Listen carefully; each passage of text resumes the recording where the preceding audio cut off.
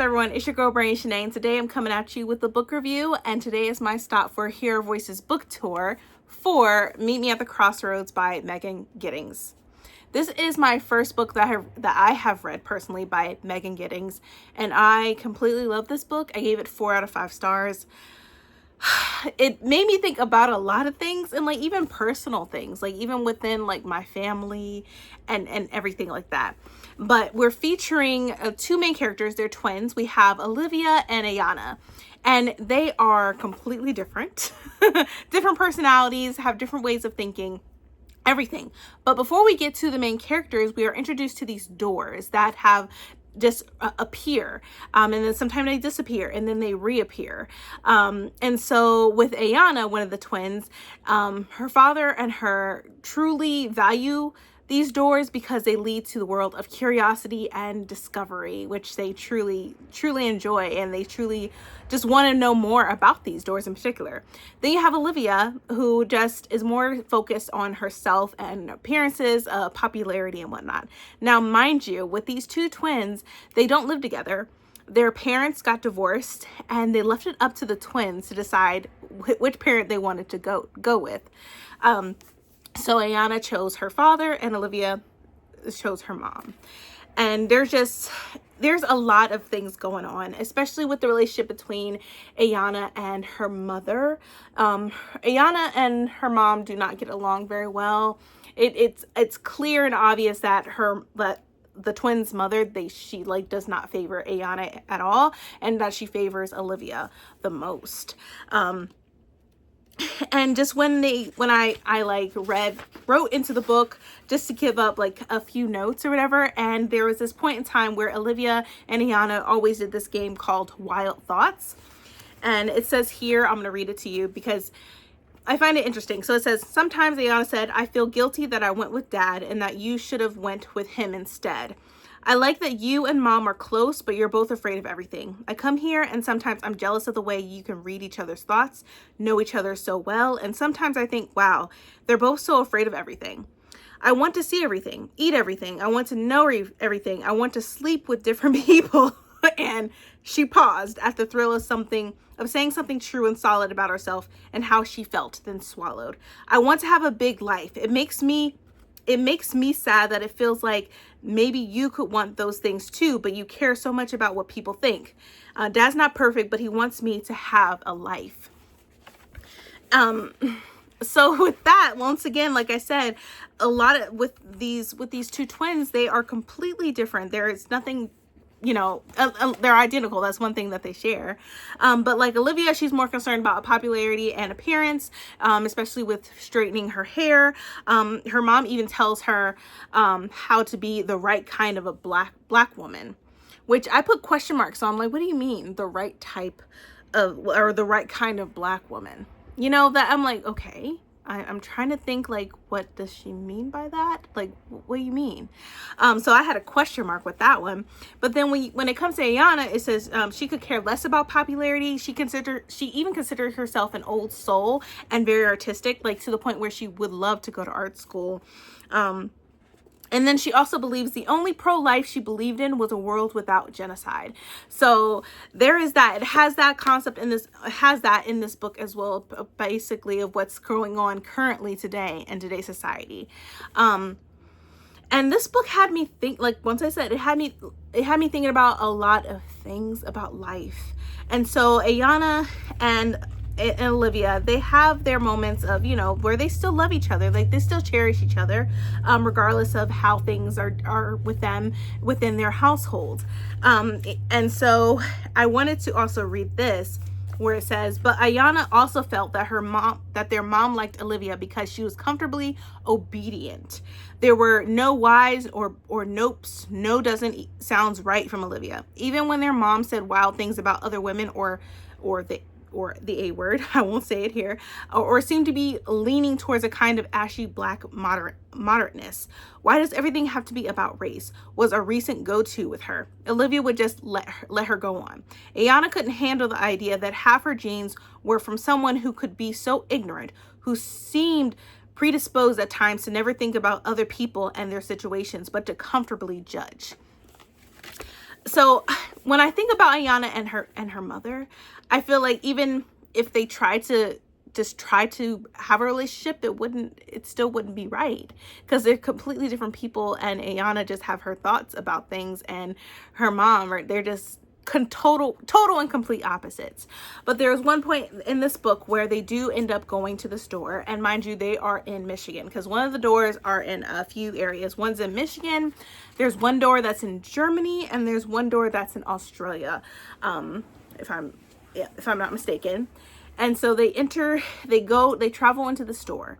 Next thing you know, they walk out of it, and only Ayanna has returned and Olivia is gone. And so it takes place after, so when Olivia is gone, Ayanna still believes that she will show up, even when the door returns. That when the door returns, Olivia will show up and everything will be fine. But then 2 years go by, and so they end up having a memorial for Olivia, and Ayanna wasn't invited to her sister's memorial. And at this point, her mom and herself were estranged. And even her dad told Ayanna, I was like, it's probably best that you live with your grandmother. And so I feel like after we are introduced to the twins, we are more into the thoughts of Ayanna and her grieving process. At first, she believed that Olivia was still alive, and she wanted to keep that faith. But then she had a reckoning of maybe that Olivia is gone and she will not return. And she was venturing into like reincarnation and stuff like that. But I feel like throughout this book, she was going through a grieving process.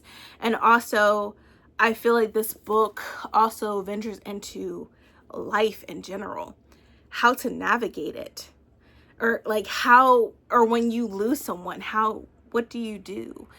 And to be honest, there is no way of the perfect navigation of life, because life is unpredictable.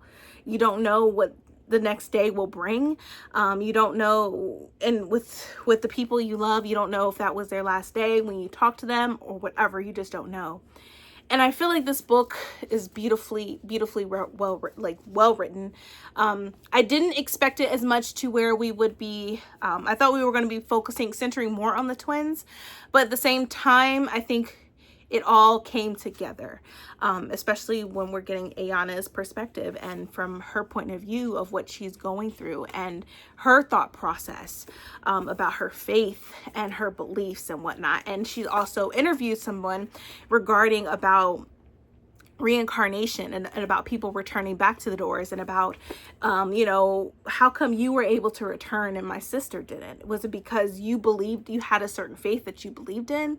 And the person that she had interviewed when she was in college, his name is Matthias, and he was just saying, like, my mother was a great person, and who knows, maybe that's why she returned. Maybe that's why the powers that be, or they introduced God, allowed her to come back, because of how good of a person she is. So, Ayanna had these thoughts in her head, like, how come Olivia is a great person? So I think she's still searching for her sister. And at some points it's very heartfelt. Now, this is a speculative fiction book as well, just to give you a heads up on it. But I really enjoyed this book 100%. Once again, this is my first book that I have read by Megan Giddings, and I plan on reading her backlist, because this was just really, really good.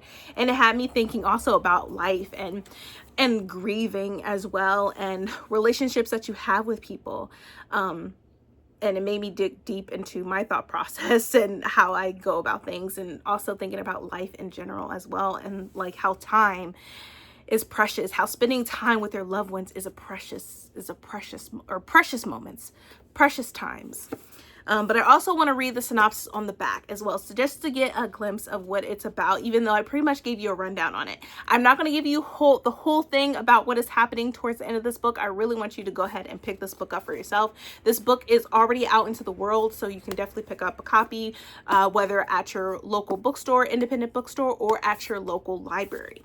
But it goes on to say, on an ordinary summer morning, the world is changed by the appearance of 7 mysterious doors that seemingly lead to another world.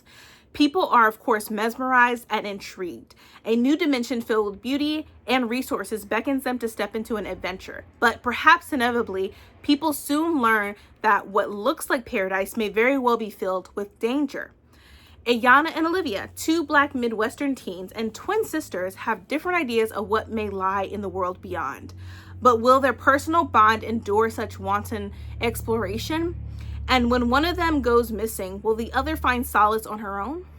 And will she uncover the circumstances of what truly happened to her once constant companion and best friend? And then it goes on to say, Meet Me at the Crossroads is an unforgettable novel about faith, love, and family from one of today's most exciting and surprising young writers. And that is really what it's talking about, faith, love, and family. Literally, that's what you're going to get from reading this book. And once again, I gave it 4 out of 5 stars. Really enjoyed this book. Highly recommend that you pick it up. And also, I would like to thank Amistad Books for sending me a art of this book. Thank you so much. I truly enjoyed every single moment of this book. And also, Megan Giddings, you are an amazing writer.